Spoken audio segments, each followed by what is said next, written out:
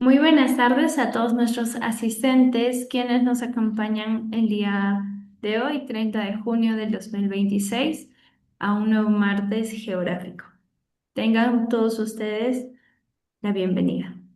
Desde hace 39 años, la Sociedad Geográfica de Lima, fundada en 1888 por el presidente Andrés Avelino Cáceres, organiza este valioso espacio de capacitación y actualización de conocimientos. Hoy nos convoca una vez más el compromiso de seguir aprendiendo juntos. Es un gran honor tener en esta reunión virtual a profesores, técnicos, profesionales y ciudadanos de diferentes lugares del Perú y del mundo. En la presente edición deseamos invitarles a meditar acerca de un asunto crucial para el presente y el futuro de nuestra nación y de las naciones latinoamericanas. Este año, el tema central que orienta las sesiones tiene por título el ordenamiento territorial. Además, sin antes olvidarnos, queremos agradecer al Colegio de Geógrafos del Perú por su colaboración en estas jornadas académicas y también al IPNA. El día de hoy contamos con un ponente muy importante desde Chile. Él es el doctor Eduardo Antonio Jaime Muñoz. Es profesor de Estado en Historia y Geografía y licenciado en Educación por la Universidad Serena de Chile. Cuenta con un diplomado en Educación Ambiental por la Universidad Austral de Chile. Es magíster en Desarrollo Regional y Medio Ambiente por la Universidad de Valparaíso y es doctor en Geografía por la Universidad Nacional San Juan de Argentina. Además, ha realizado un postdoctorado internacional en Economía del Conocimiento y Desarrollo Regional Sustentable, otorgado por el Instituto Global de Investigación Transdisciplinaria de México. Además, posee un postdoctorado en Ciencias Sociales y Humanas por la Universidad Nacional del Mar del Plata de Argentina. Desde hace 16 años se desempeña como docente en escuelas rurales multigrado de la comuna de Montepatria, región de Coquimbo, en Chile. En este contexto lidera iniciativas pedagógicas centradas en el aprendizaje basado en la naturaleza y el aire libre, donde desarrolla novedosas metodologías centradas en el aprendizaje, situado y conectado con la identidad de las comunidades rurales de Montepatria, Chile. Ha sido galardonado con distintos premios, como en el 2021, donde se llevó el Premio Nacional de Medio Ambiente en la categoría Tierra, y también en el 2024, donde ganó el Premio Global Learning Award por la Cámara Iberoamericana de Educación en la categoría Innovación Educativa. Muy buenas tardes nuevamente, doctor Eduardo Jaime Muñoz. Usted tiene la palabra y bienvenido a este espacio. Buenas tardes a todos los que nos escuchan. Eh, la verdad estoy muy contento y agradecido de estar acá con usted en esta plática. Yo la verdad siento que una de las cosas que me mueve es, estos temas vinculados al territorio. Ya, bueno, si yo soy especialista, digamos, en ello. Quiero agradecer a la Sociedad Geográfica de Lima por darme el espacio y de así de platicar, digamos, estos temas. Bueno, hoy les quiero hablar de ordenamiento territorial y educación ambiental, que como respuesta a la escasez hídrica y a los desafíos del uso del suelo. Un caso de estudio en Chile, la verdad, es parte de un artículo. Este trabajo que yo voy a mostrar es parte de un artículo publicado en revistas locales de la Universidad Nacional del Litoral, Argentina, eh, donde me inspiré, digamos, en temas eh, de educación ambiental y ordenamiento territorial, como comentábamos recién eh, con la persona que me está apoyando. Y la verdad, les quiero hablar de Chile. La idea de estas prácticas, de contar esta experiencia, es nutrir el abanico de los conocimientos geográficos que podemos, digamos, tener en cada una de donde los movamos, en cada espacio donde nos toque desarrollar nuestra profesión de geografía.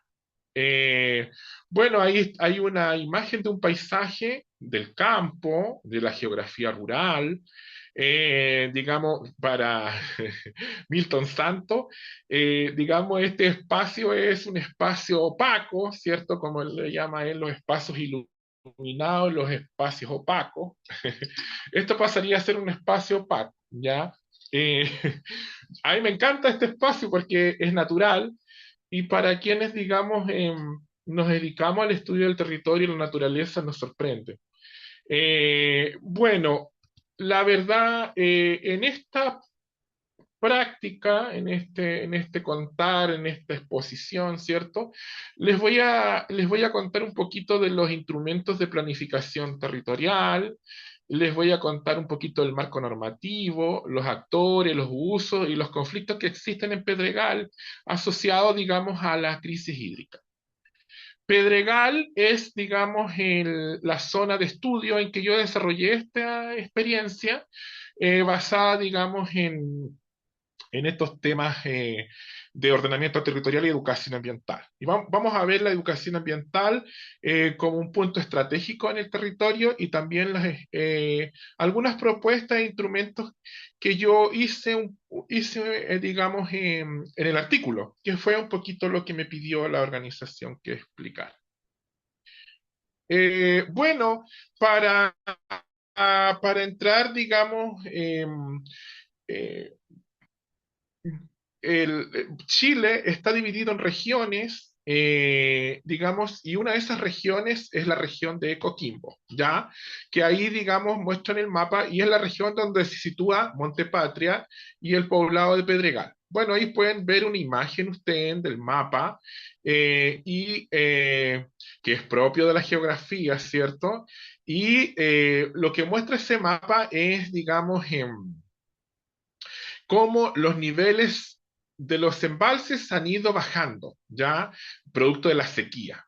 Porque ustedes me preguntarán, el profesor dice, habla de sequía, bueno, ¿dónde está la sequía? En el fondo del mapa nos está mostrando algo muy práctico de cómo los embalses han ido disminuyendo el volumen de agua acumulado. ¿Ya? Entonces, es una forma, es una infografía publicada por SEASA, que es el Centro de Investigación en Zonas Áridas que tenemos en la región de Coquimbo, que es el caso del poblado que yo les voy a contar un poquito más adelante, donde se desarrolló un poquito, donde se aplicó este tema del ordenamiento territorial. Y bueno, el embalse, si ustedes me preguntan cuál de esos embalses, digamos, pertenece a la comuna de Montepatria, bueno, es la Paloma. Fíjense que tiene un 3%. Fíjense que cómo ha ido disminuyendo. No sé si vamos a ir bien, ven el cursor del mouse, cómo de tener tanta cantidad de agua, fíjense, miren, toda la cantidad de agua, porque esto en años buenos, en años lluviosos, esto se llenaba con agua, ¿ya? Y ahora prácticamente tenemos muy poquitos de agua, muy poquito que representa, digamos, y el polígono nos muestra, digamos, cómo, cuál fue la superficie total de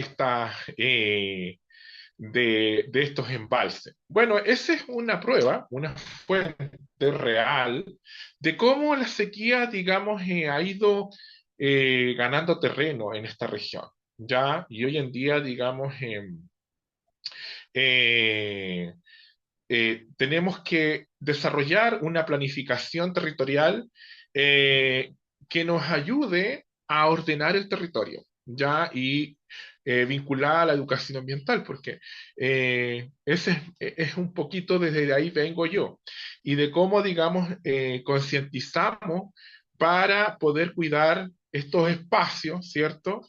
Que nosotros, digamos, utilizamos. Eh, bueno, la verdad, ahí tienen la imagen de Pedregal. Me imagino yo que igual que en Perú, ríos secos, ¿cierto? Y poblaciones, digamos, este es como es un río que es seco, que se une con otro río que viene con harta agua.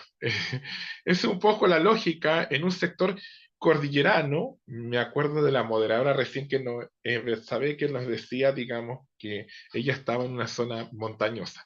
Pero aquí es una zona montañosa bien seca en realidad, esta zona montañosa, ¿ya? Y bueno, la verdad, ahí vamos a ir viendo un poquito lo que nos muestra la estructura de la presentación, ¿cierto? Vamos a ir recorriendo cada uno y ahí les voy a ir contando yo. Bueno, a mí me pidieron un poquito que eh, eh, hablara un poquito del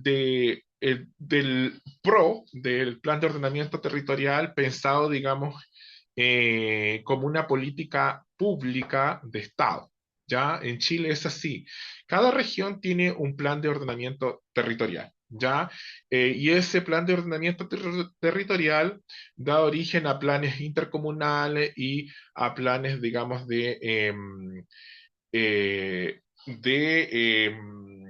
locales, comunales, digamos, de ordenamiento territorial, pensado, digamos, en cómo esto baja a las comunas. Las comunas es como, es la unidad más chica que tiene una región, ¿ya? En el caso chileno. En el caso del Perú desconozco cómo es su división administrativa, pero en Chile es así, ¿ya? Eh, bueno, la verdad ahí tiene una imagen, digamos, realizada por la inteligencia artificial, digamos, digamos, el ordenamiento territorial y la educación ambiental dialogan. Y lo que les decía recién está pensado también en los conflictos, principalmente por el agua y por el uso del suelo, ¿ya? Y la pérdida de los ecosistemas producto de la ausencia en zonas rurales de estos, de estas de estas regulaciones que, digamos, se hacen para ordenar el territorio. Eh, Luego de eso, bueno, ahí tienen otra imagen y de cómo, digamos, la geografía es fundamental para poder ordenar el territorio, pensado, digamos, en dónde se sitúan los recursos naturales, dónde están los riesgos, dónde está la población, dónde están las áreas de manejo, ¿cierto? Para eso digamos, lo sirve un plan de ordenamiento territorial. Es conversamos hoy día con una persona del municipio de Montepatria, es como la norma, ¿cierto? Es el instrumento normativo.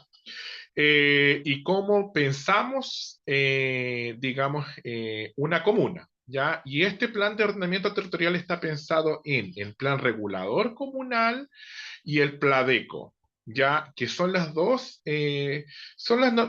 normativas o instrumentos, digamos, que se dan a nivel comunal, ya, y hay otro instrumento que apareció ahora que es el plan de cambio climático, ya, y esto está más vinculado, digamos, eh, digamos, al medio ambiente, ¿ya?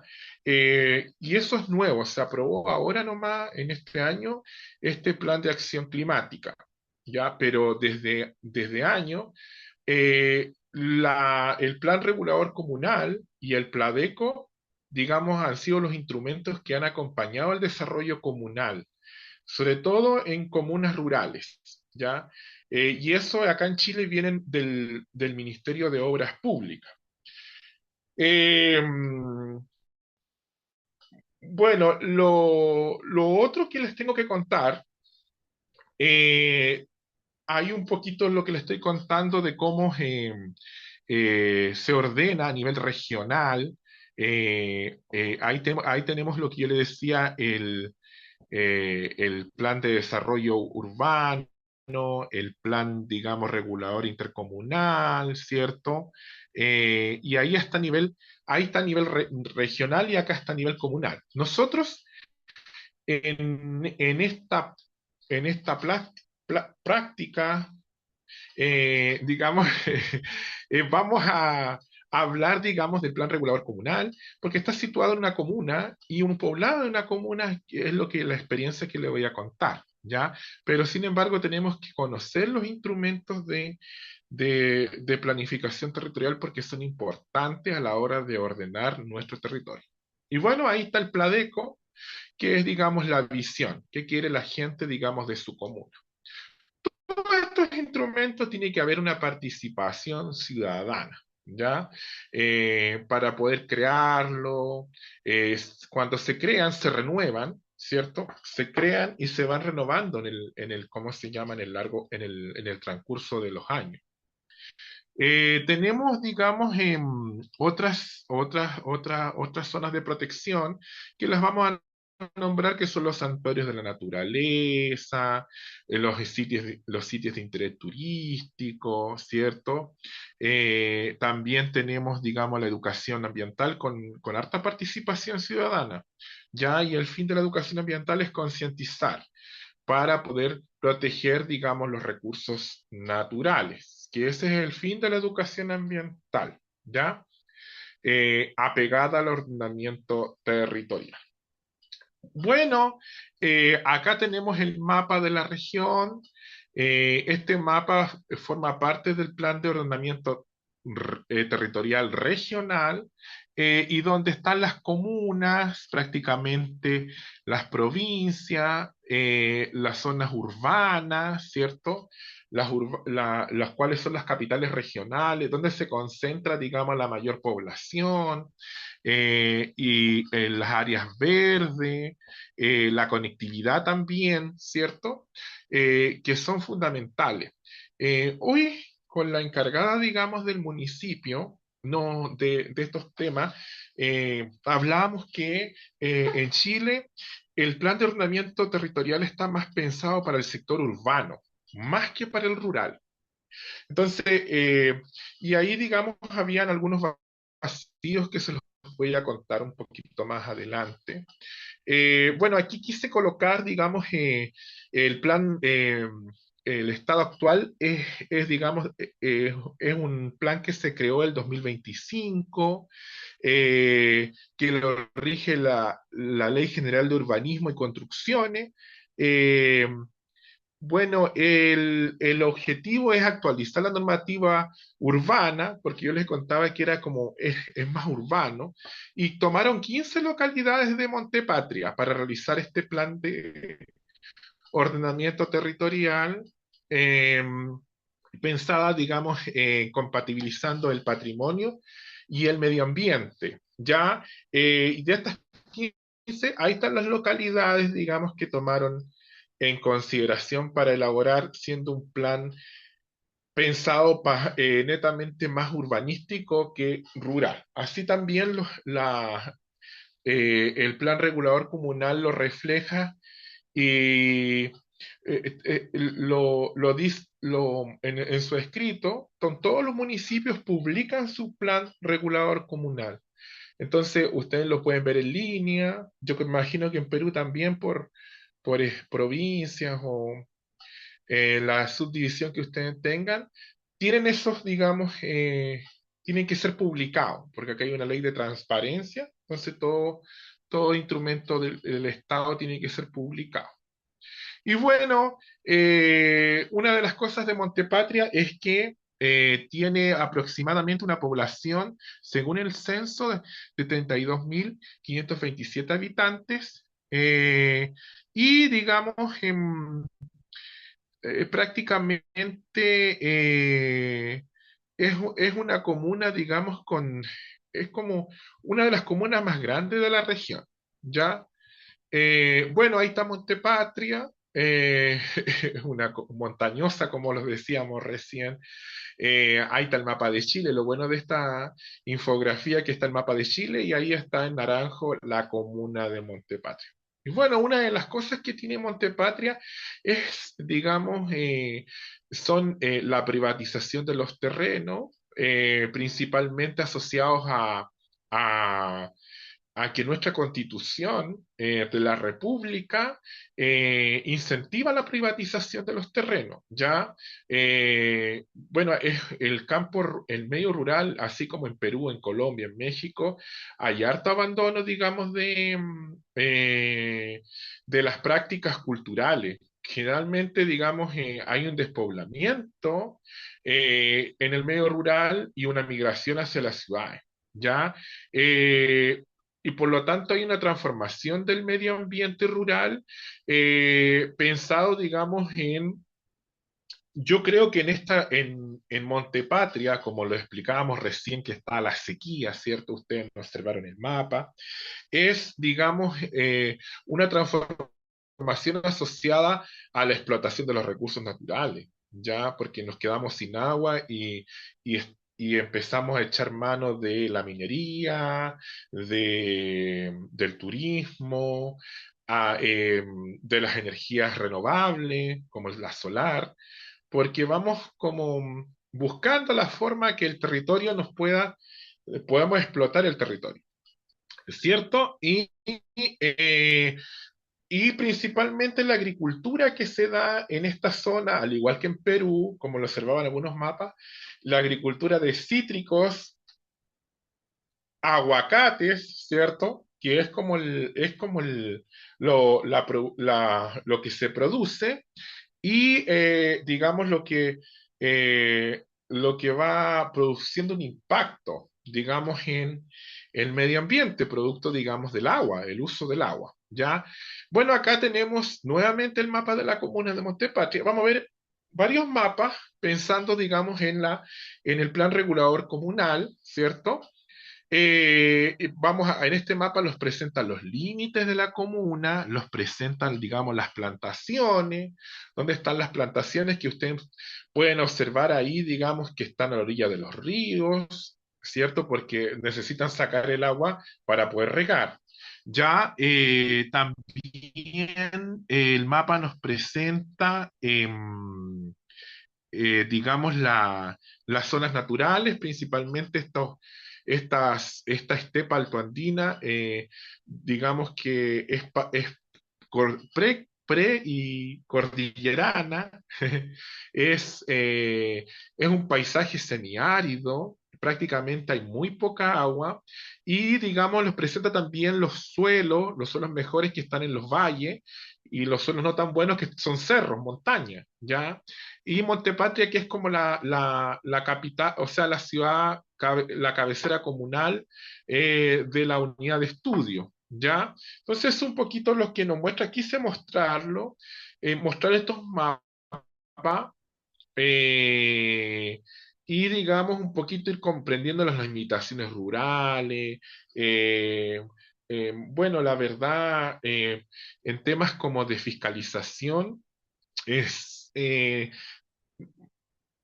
como en todos los países, de repente hay pocos fiscalizadores y generalmente para poder, digamos, fiscalizar y darle un uso adecuado a la norma, hay que tener personas que se dediquen a eso. Entonces, acá en Chile tenemos esos problemas.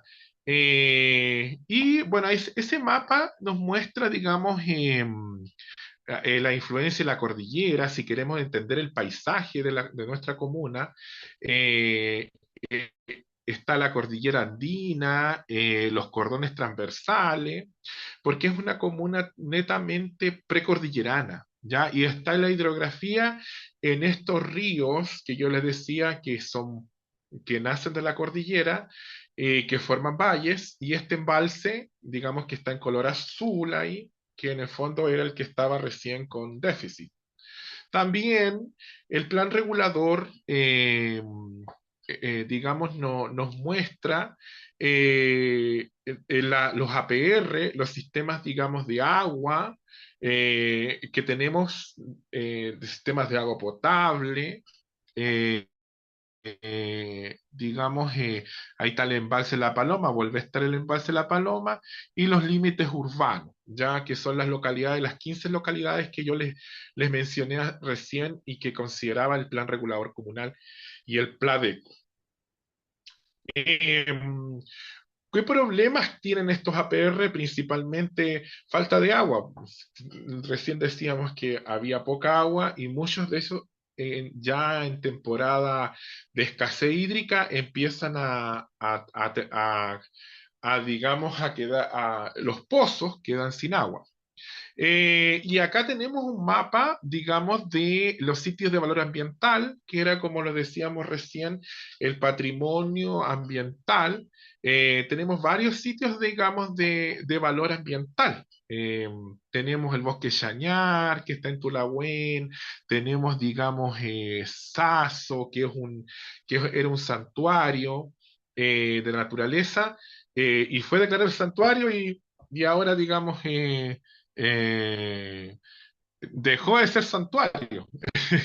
Es penoso estos contrastes cuando se hacen áreas naturales y cuando se les quita, digamos, el valor de áreas naturales por distintos intereses. Y eso pasa en los distintos países, digamos, que eh, tenemos, digamos, esta problemática. Bueno, ahí tienen otro mapa de los sitios arqueológicos, pensar en los petroglifos, dónde están ubicados a nivel de la comuna, ¿cierto? Y prácticamente, digamos, cómo se distribuyen, a dónde están. Y este es un mapa, digamos, de dónde están, digamos, el tema, digamos, de los establecimientos de la salud, los bomberos, los carabineros, el límite comunal, el municipio, que también es información relevante y está dentro, digamos, del plan regulador comunal. ¿Ya? Bueno, ahí está Pedregal, perdón, ya dejamos de ir a la comuna, ahora estamos en Pedregal, y como les decía, forma parte de un río seco, donde hay uso de suelos agrícolas, hay suelos de cerros, montañas, utilizados para el pastoreo, ¿cierto? Para el pastoreo caprino principalmente. Bueno, la población de este poblado forma parte, son 364 habitantes, es poco, me dirán ustedes, según el último censo, y eso está asociado a lo que yo le comentaba recién, que había un proceso de despoblamiento. Bueno, ahí es un paisaje bien, digamos, con cerros escabrosos, cierto, valles profundos, y las escuelas bien dispersas en el territorio, y eso hace que también ahora hay un proceso de cierre en las escuelas, al igual que en Perú y, digamos, en Chile y en varios países donde las escuelas rurales están siendo cerradas por falta de matrícula. Bueno, dentro de los actores de Pedregal están, digamos, el campesinado, están los dueños de la tierra, los crianceros, y la verdad, esos son los actores sociales que componen Pedregal. Em, bueno, los usos del territorio. Tenemos uso de pastoreo caprino, bueno, ahí pueden ver las cabras, me imagino que en Perú igual está el ganado caprino, ahí está la zona poblacional, que es la que decía yo que ocupa un poquito de la porción del territorio, porque generalmente es una población pequeña, rural, ¿cierto? Ahí hay otra fotografía de la zona natural, que principalmente es en los cerros y en los humedales que están, digamos, en la parte del río, y la conectividad territorial que sigue siendo compleja. Bueno, ahora se pavimentó, hay hartos, digamos, hay mejor conectividad territorial, pero sin embargo igual tenemos un problema que no hay, al ser pocos habitantes, no hay mucha locomoción. Entonces generalmente las personas tienen que esperar mucho para que pase un bus porque no es una conexión, no es como una conectividad tan continua.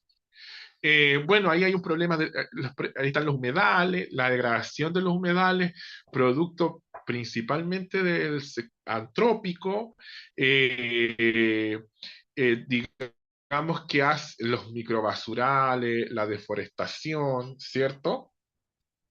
Y ahí están las fotos, digamos, de un humedal en Pedregal, digamos, es algo, digamos, es una fotografía que es de ahí y cómo, digamos, estas partes, estos paisajes son parte, digamos, de la unidad de estudio. Bueno, está la escasez, el tema de la escasez hídrica, digamos, los conflictos por el agua que en el fondo aparecen debido, digamos, a que el agua empieza a escasear. Y quién tiene el poder de las aguas, ahí un poco empiezan a haber conflictos con las comunidades y el uso tanto del agua para regar como para beber. Entonces, eso es uno de los, de los problemas que va sucediendo. Ahí tienen otra fotografía de cómo el ganado también ejerce una presión sobre los terrenos. Hay también, hay un efecto también en el ecosistema. Si bien estas actividades de ganadería tradicional son patrimonio de estos sectores alejados, también, digamos, eh, también tienen su impacto en el ecosistema.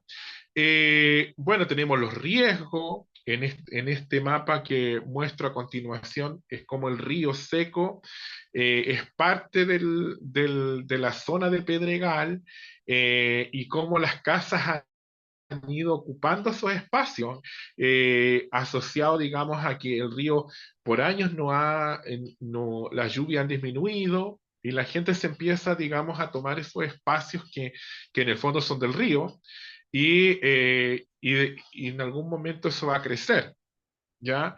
Eh, También, digamos, los riesgos naturales que se significan cuando llueve y todo lo producido por la actividad, digamos, caprina o, digamos, estas casas eh, pueden, digamos, experimentar aumento de las lluvias.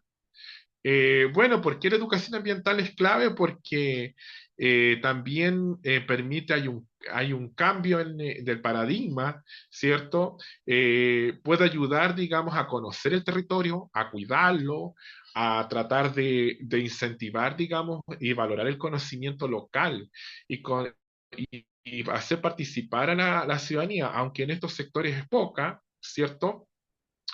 Y ahí nos aparecen nuevamente los instrumentos que yo les explicaba recién, ¿cierto? Como, digamos, aunque hoy día la persona del municipio me decía que estos instrumentos, como se los digo a ustedes, son más bien urbanos y que apuntan a Pedregal, pero afuera de Pedregal y de ahí hacia las periferias prácticamente es tierra de nadie.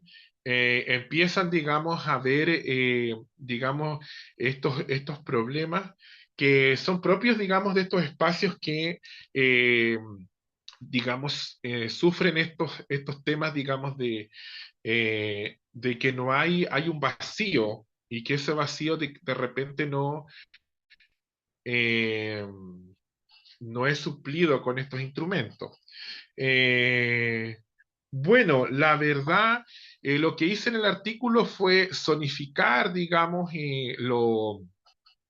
las zonas de Pedregal,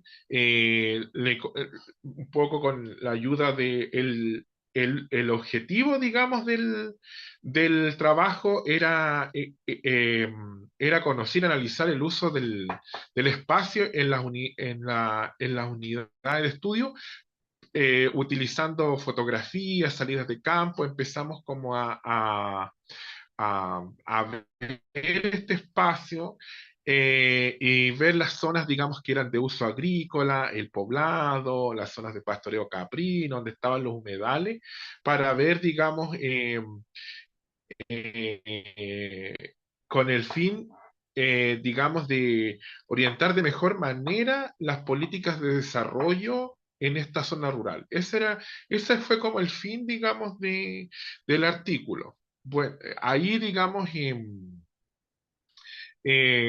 está Pedregal, como lo decíamos recién. Eh, Después, digamos, diagnosticamos los actores locales que estaban en Pedregal, el campesinado, las dueñas de la familia dueña de las tierras, que son los que están acá ocupados por viñas, ¿cierto? Palto, las dueñas de casas que están en el pueblo y los crianceros que están que pastan sus cabras, digamos, en el cerro. Lo que hicimos con la fotografía fue como definir las áreas. Por ejemplo, ahí se muestra el bosque nativo y de cómo ha ido estos caminos que han ido apareciendo en el humedal, han ido degradando, digamos, este espacio. Ahí tiene, por ejemplo, el cerro, que gran parte del cerro digamos, han ido plantando plantaciones de parra. Ahora prácticamente con la sequía también esto ha ido decayendo y prácticamente eso ha quedado abandonado y con los efectos que tienen estas actividades. Desde el punto de vista ambiental, desde los recursos naturales, eh, digamos, hay una valoración de los espacios eh, para el desarrollo sustentable. Hay una variación de estos espacios. Quise colocar, digamos, en estas fotografías para imaginar y pensar, y como decía la persona del municipio, como para proyectar, proyectar nuestra comuna, proyectar Pedregal, es que estos recursos naturales son valiosos para el turismo, para la educación ambiental, y son recursos naturales que prácticamente, digamos, no tenemos. Ahí tenemos los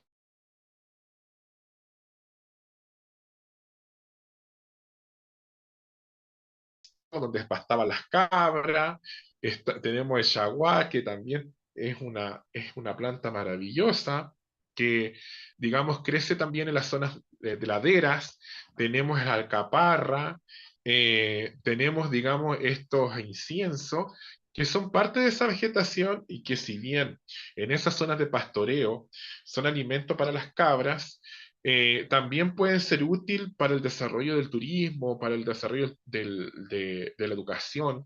Tenemos estas aves que también viven en Pedregal, las loicas, los turcos, las iguanas, que son reptiles que viven ahí, también otras plantas que forman parte del paisaje, las alcaparras, los algarrobos, los carbonillos. Quise colocar esta imagen cómo podemos hacer educación ambiental en estos espacios para valorarlos, para conocerlos, para ordenar mejor nuestro territorio y así poder sacar el mayor provecho y conseguir un desarrollo sustentable, que es lo que yo les vengo a aportar, elaborar propuestas para que se haga educación ambiental y podamos darle un buen uso a estos recursos, principalmente el agua, y estos conflictos asociados por el tema, digamos, de la escasez del agua. Si nosotros educamos a las nuevas generaciones en el cuidado del agua, vamos a hacer que esa agua podemos ahorrarla, podemos de alguna forma cuidar esos espacios, que el agua aflora, también podemos plantar vegetales que sean atingentes a esta sequía y no vegetales, digamos, plantas que sean consumidoras de agua, valorar nuestra flora nativa, como lo decíamos recién, porque tiene hartos atractivos, hartas potencialidades. Yo creo que eso entrega la educación ambiental y mejorar el tema del uso del suelo, que principalmente, digamos, en esta zona es, digamos, algo muy eh, eh, que es complejo desde el punto de vista de, del uso de los recursos naturales, ¿cierto?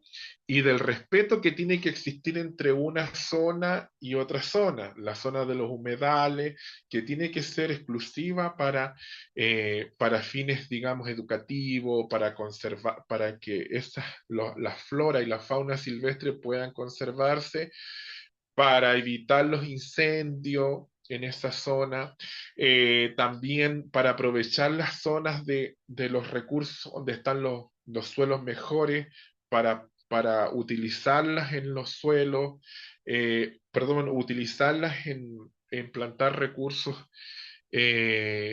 naturales, plantaciones que sean atingentes, y para que en el caso del pastoreo, para que esas zonas de pastoreo sean exclusivamente para este tema, digamos, del pastoreo, y se puedan mejorar con flora nativa o con una especie arbustiva, y con el fin de ayudar a ordenar mejor este medio ambiente, como lo explica, digamos, la lámina de inteligencia artificial ahí, soñar con un pedregal más ordenado y donde todos estos instrumentos puedan dialogar y mejorar la calidad de vida de estas personas, digamos, digamos, están ahí. Muchísimas gracias. eh, Me gustó mucho practicar con ustedes porque considero que es un espacio súper valioso, y traté de ceñirme a los tiempos y a lo que me pidieron también los organizadores que incorporara en la presentación. Muchísimas gracias, doctor Eduardo Jaime, por su presentación. Gracias por compartirnos las experiencias desde otros territorios, desde otros lados. Definitivamente hay mucho que pensar y replantearse desde diferentes espacios y ver cuál es la mejor salida para el territorio, nuevas formas de planificar, recrear y ver cuáles funcionan. Y por favor voy a dar el pase libre para los que quieran hacer alguna pregunta o tengan alguna consulta o quieran hacer algún comentario o alguna reflexión. Quizá también conociendo un poco como el caso peruano, si han quizá han escuchado algo diferente de lo que vivimos aquí. Bueno, dejo el micro abierto para cualquiera. O si quieren, nos damos 5 minutos de receso para, para tomar un poco de agüita y volver a preguntar. Por ahí igual veo a muchas caras conocidas. A ver, vamos a ver si nos enviaron alguna pregunta por acá. Bueno, no hay preguntas todavía. Échame, ¿me escuchas? Sí, muy buenas noches, ¿Qué doctor tal? ¿Cómo Henry, ¿cómo está? está? Muy buenas noches, adelante. Interesante la perspectiva del trabajo que están haciendo en Chile. Eh, Me gustaría saber en los aspectos curriculares que cubren la enseñanza. Bueno, ahora en el caso del Perú, por ejemplo, no hay una enseñanza concreta de la geografía, está ausente del sistema educativo, pero ¿ustedes cómo lo están trabajando? Especialmente para este tipo de áreas rurales, que es la que nosotros también tenemos acá en zonas de la sierra, ¿no? Y también, bueno, en términos generales, ¿cuál es la perspectiva que tienen para el manejo de contenidos de geografía y, digamos, de realidad en las áreas alejadas? ¿Cómo lo planifican? Ya. Bueno, la verdad, recién estábamos conversando también con Betsabe cómo la geografía en distintos países es más abundante y en otros países es menos abundante. En carreras y en presencia, en tanto a nivel de la escuela, a nivel primario, a nivel secundario y a nivel universitario. Ese es como, y no es pareja en realidad. Hay países que tienen muy poca geografía y otros países que tienen mucha geografía. Para nosotros es una ventaja aquellos países que tienen como más geografía porque nos encanta también eh, compartir ir hacia allá porque al final se nutre más la ciencia. Eh, bueno, yo soy educador, me formé en el campo, en una escuela rural, estudié toda mi vida en la educación rural. Y he visto un poco cómo la geografía, que es la pregunta, eh, cómo la geografía em, ha sido, ha ido perdiendo terreno.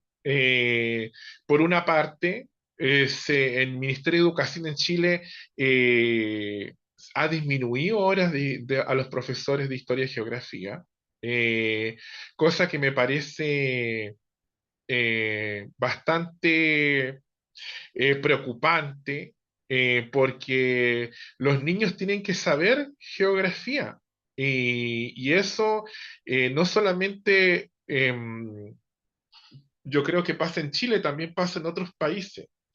Eh, yo como estudiante de educación primaria, observé muchas prácticas novedosas de mis profesores, de cómo ellos implementaban la geografía en el medio rural, que fue la experiencia que yo les voy a contar. Bueno, algunos profesores nosotros los llevaban de salida a terreno, a ver los petroglifos, a ver el río, cosa que nos sirvió mucho, ¿ya?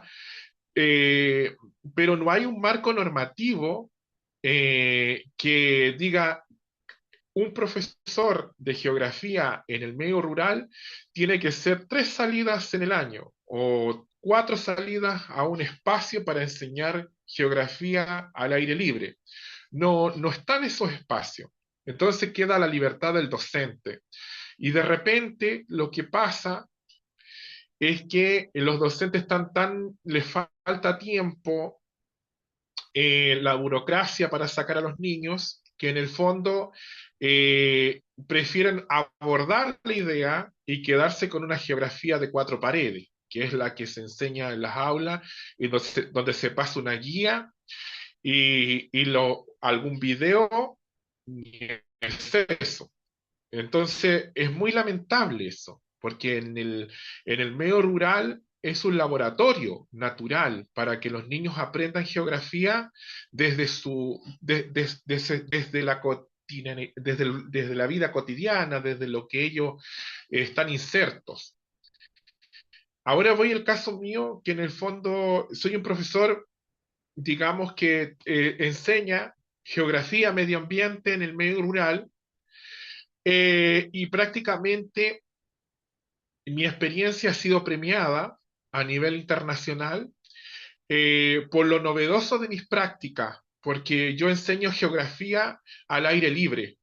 Tengo un proyecto digamos, de educación basada en la naturaleza y el aire libre, donde a través de talleres educativos enseño a los niños geografía y medio ambiente, yendo al río, observando a las plantas, yendo a la quebrada, viendo dónde pasa la quebrada, dónde son las áreas de inundación, eh, yendo a observar las rocas, a observar el suelo, a observar el paisaje. Entonces, eso ha sido novedoso y como últimamente he recibido el premio Global eh, Education Prize y he sido publicado en diversos medios. Yo creo que está contagiando a más educadores en Chile y eso está haciendo cambiar la mirada de la educación.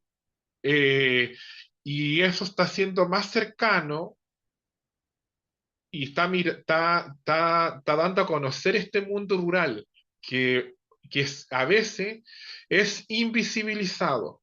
porque marca más lo que se hace en la escuela urbana que es lo que se hace en la escuela rural. Sin embargo, estas prácticas son tan novedosas que hasta los profesores urbanos terminan diciendo, ¡hoy qué interesante! Y es una forma también de ir cambiar el giro, cómo se enseña geografía.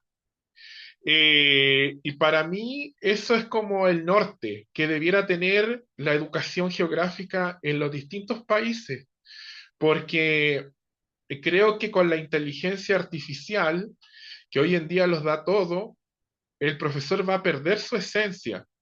Y creo que creo que estas experiencias que son como con el entorno, que son como de vivirlas, de vivir, ir al espacio, creo que no hay nada que le haga la competencia a eso, porque el niño en ese espacio desarrolla emociones, desarrolla eh, habilidades científicas, cosas que en la sala de clase poco. Es poco lo que se logra principalmente son aprendizajes estandarizados que los piden las pruebas, pero no un aprendizaje para la vida, que es lo que yo hago y puede ofrecer esta novedosa forma de enseñar. Eso.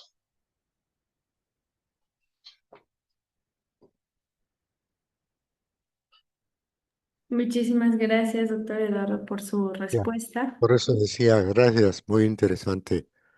Eh, en realidad, en el Perú también hemos avanzado en eso, tenemos una educación inclusive bilingüe, intercultural, pero nos gana el tiempo y efectivamente la ciudad eh, acapara toda la atención, el área urbana, ¿no? Y cuando uno tiene, digamos, una región tan rica como es el caso del Perú, también es un pecado el no atender a este tipo de condiciones, no solamente en la sierra, sino también en la selva, ¿no? Es- mm, Conozco de algunas realidades de trabajo, tanto del exterior como ah, latinoamericanas sobre todo, pero deberíamos tener, ya que usted está también en el ambiente de conocer, digamos, estos aspectos educativos, una política general que nos posibilite hasta crear identidad con nuestros pueblos, porque eso es fundamental.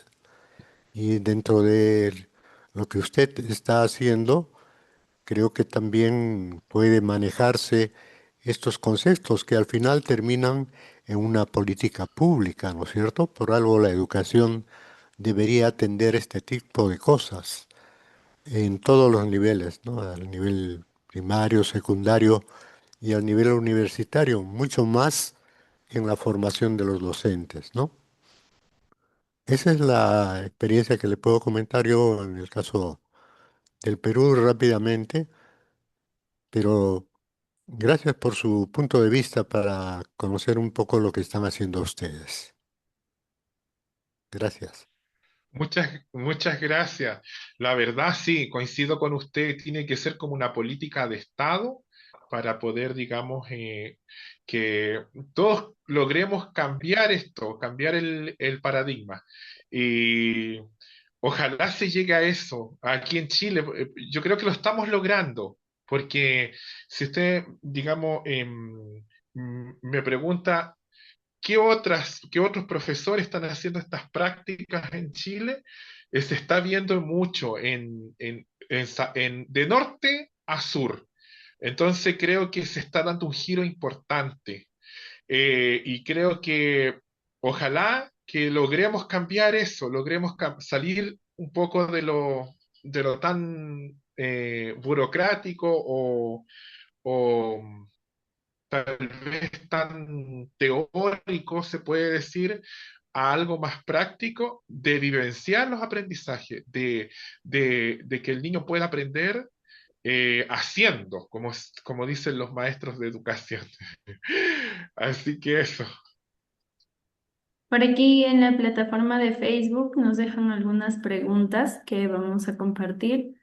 Están consultando ¿Qué metodologías nos sugiere para la mejor planeación del ordenamiento territorial, según su visión? Eh, bueno, la verdad, acá, digamos, en Montepatria, voy a hablar siempre de mi experiencia, lo que más utilizamos es el Pladeco y los plan regulador comunal, que esos son los dos instrumentos que suenan más. Y ahora, como yo lo dije en la práctica, eh, también se está incorporando el plan de acción de cambio climático. Esos son instrumentos que en el fondo la metodología que utilizan esos instrumentos eh, eh, es trabajar mucho con la comunidad, que es lo que me dijeron hoy día y que encuentro que es una metodología novedosa, hacer participar a la comunidad, ¿ya? Y, aquí, en ese sentido hay metodologías al aire libre, que es la que utilizo yo, hay metodología acción participativa, hay metodologías, digamos, que apuntan, digamos, del uso del entorno.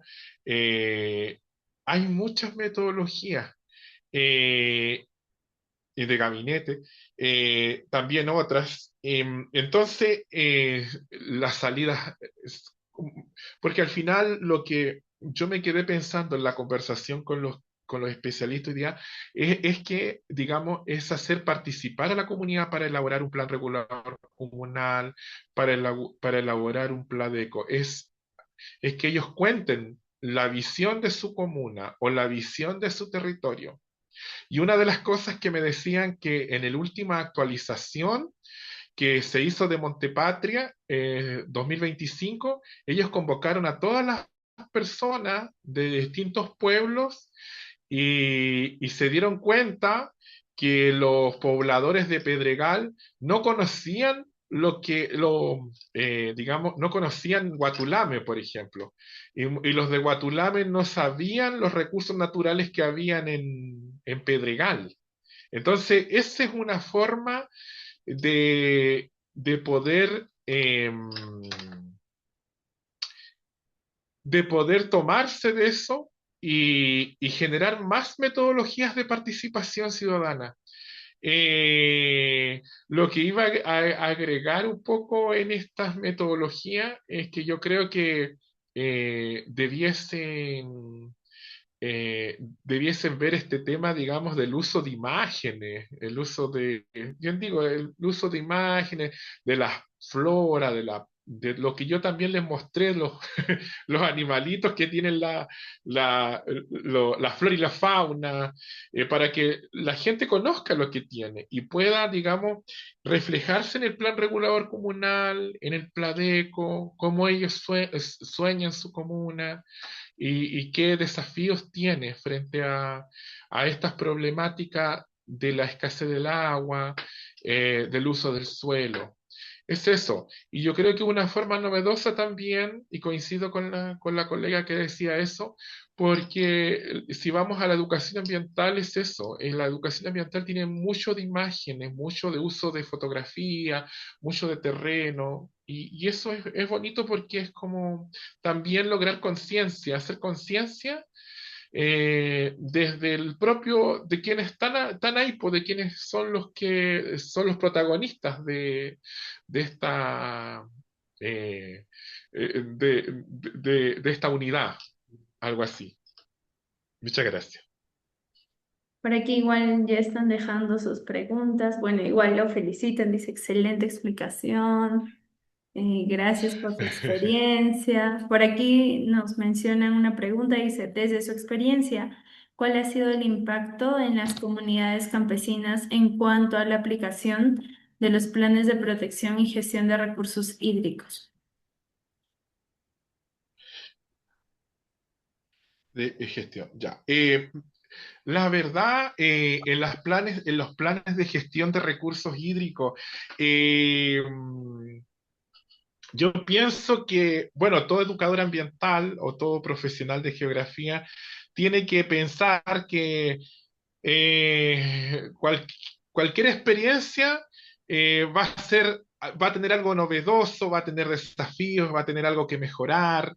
Yo me acuerdo que hay unos programas, digamos, de cuidado del agua, donde vienen, digamos, personas de la universidad a, a contarlos, digamos, y le cuentan a los niños el tema, digamos, del uso del agua, los juegos, por ejemplo, utilizan hartos juegos. Y los niños se interesan en esos temas que uno prácticamente vienen desde algo tan escolar y invitamos a la comunidad también a que se sume a los apoderados y ellos se comprometen, ven que la científica les trae, digamos, estos juegos del agua, las cartas, los premios. Entonces hay una lógica como de aprendizaje comunitario, colaborativo. Yo creo que es una forma novedosa de poder gestionar estos planes, digamos, o esta gestión de los recursos hídricos y llevarlos, digamos, a algo didáctico, algo que pueda ser entendido por la comunidad. Y también lo más importante es que deje algo en la comunidad.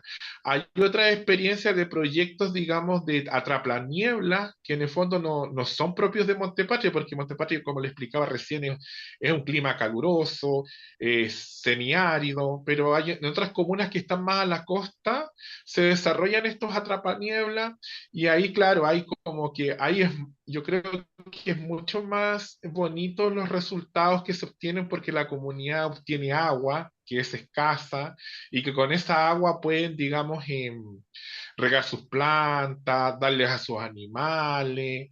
Entonces, eso para mí ha sido, la experiencia que he tenido en esto ha sido muy novedosa y lo importante es no cerrarse a nada, no cerrarse a ninguna metodología, siempre experimentar y hacer participar a la comunidad. Eso, yo creo que eso es lo que, aunque a veces cueste, porque en el fondo igual de repente hay mucha resistencia frente a estos temas de concientizar del agua, a mejorar las prácticas, pero en la medida que uno ofrezca una propuesta, integre, muestre que sí es posible tal vez mejorar el uso del agua, cuidar mejor los humedales o las áreas naturales, eh, y que eso pueda ser útil para el turismo o dejar algo para las nuevas generaciones, yo creo que eso es compartido por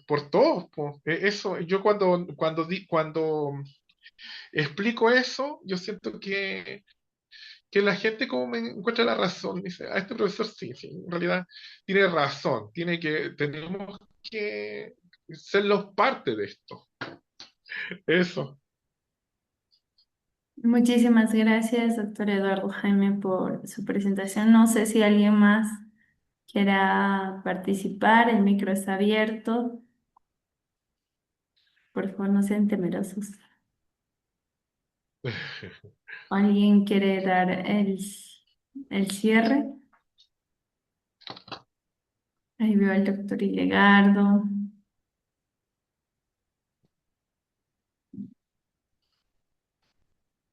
Bueno, A ver, Buenas noches. buenas Bueno, noches, doctor Ilegardo. ¿Cómo está? adelante, adelante. Adelante. buenas noches, Betsabe, y también a todos los participantes de este martes geográfico. Eh, por supuesto, en primer lugar, quiero felicitar al doctor Eduardo Jaime Muñoz por tener la amabilidad de dedicar un poco de tiempo y conversar sobre sus experiencias como educador en las zonas rurales y sobre todo la experiencia que presentó al inicio de la importancia de tener una formación geográfica, de conocer el territorio para poder educar a los niños, o sea, poder compartir eso. Partiendo del hecho que ya a microescala, diríamos, la geografía nos enseña a conocer el terreno que pisamos. Y si conocemos el terreno que pisamos, podemos ir diseñando estrategias de lo que se debe hacer y de lo que no se debe hacer, porque conocemos también los procesos, conocemos el funcionamiento de los ecosistemas y cómo esos se interrelacionan en los lugares para construir o para dar forma a un paisaje, que es el paisaje geográfico. El paisaje que nos muestra de la comuna patria, la patria o algo así, me recuerda mucho al sur del Perú.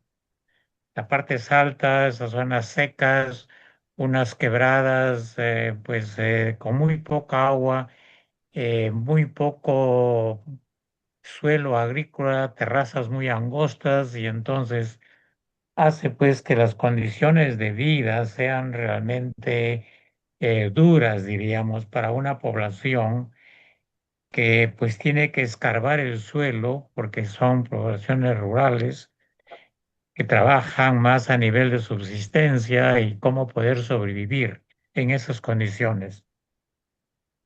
Me, me gustó mucho la forma de cómo eh, enseñar a los niños en la identificación de sus recursos, de lo que tienen alrededor, de llevarlos a la quebrada, de ir a ver alguna experiencia, como algunas actividades humanas del pasado, como petroglifos, qué sé yo, pero que también nos hace ver que en el caso peruano, en aplicar este tipo de conocimientos que son muy importantes, tenemos una deficiencia en que entre nuestros maestros, los que enseñan a los niños, sobre todo en las zonas rurales, pues no tienen mayor formación geográfica.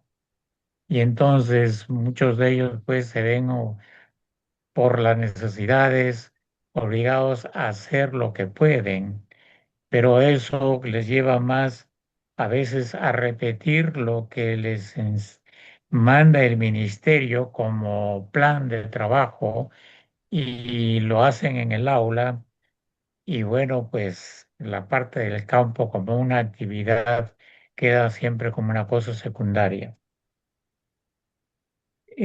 Yo creo que ese es un punto importante que el profesor Muñoz ha hecho referencia en el sentido de eh, la importancia de cómo una experiencia de formación geográfica les ayuda a enseñar. Y este conocimiento que lleva pues a trabajar con los niños, que son la base de los ambientalistas del futuro. Porque si no les enseñamos ahora, dejar que lleguen a la universidad los que lleguen, que son generalmente la minoría, el resto se va a quedar sin un conocimiento ambiental de los recursos que tiene y por supuesto ya es previsible ver las consecuencias de todo eso. Van a seguir con sus malas actividades, por ejemplo, yo visualizo los valles del sur peruano ya en las zonas altoandinas, que nosotros acá llamamos zonas de Quechua y Zuni, ya son zonas altas, parecidas al paisaje de la patria. Entonces, pues van a seguir utilizando el fuego como una estrategia para limpiar el campo, para prepararlo para las actividades agrícolas en las zonas de Puna seguirán utilizando el fuego para quemar el pasto de Ichu, para que regenere un pasto fresco para el ganado. Y así entonces vamos a seguir teniendo suelos desnudos que frente a lo que se nos viene con el cambio climático, de incremento de temperatura, por supuesto, eso va a aumentar la evapotranspiración y de las pequeñas plantas que quedan, y entonces la aridez se va a acentuar. Y tal vez yo pienso que, de acuerdo a los mapas que nos mostró para el caso de Patria, de la comuna de la Patria, pues esas disminuciones de las lagunas, que incluso hay una que ya está seca porque tiene 0%, ¿ya? Que no me acuerdo el nombre. Entonces, hace ver pues que eso con el incremento de temperaturas se convierte en un riesgo que, si no se toman las previsiones ambientales de conservación en el momento, desde el momento, entonces la cosa va a ser fea. ¿Cuáles son esas previsiones que podrían tomarse? Una de ellas es, por ejemplo, hacer ver qué relación tienen las plantas con la humedad ambiental. Y una vez que se les diga a los niños la relación de la planta y cuál es el impacto que tienen en la conservación de la humedad ambiental, haciéndoles entender que en el aire hay humedad, y que esa es la que, bueno, se expresa en una serie de cosas como, por ejemplo, la humedad en la piel, etcétera, etcétera. Entonces, irles haciendo ver cómo eso puede servir para atrapar la humedad. Las plantas actúan como atrapanieblas. Él mencionó las atrapanieblas que están utilizando, pero las plantas son atrapanieblas naturales.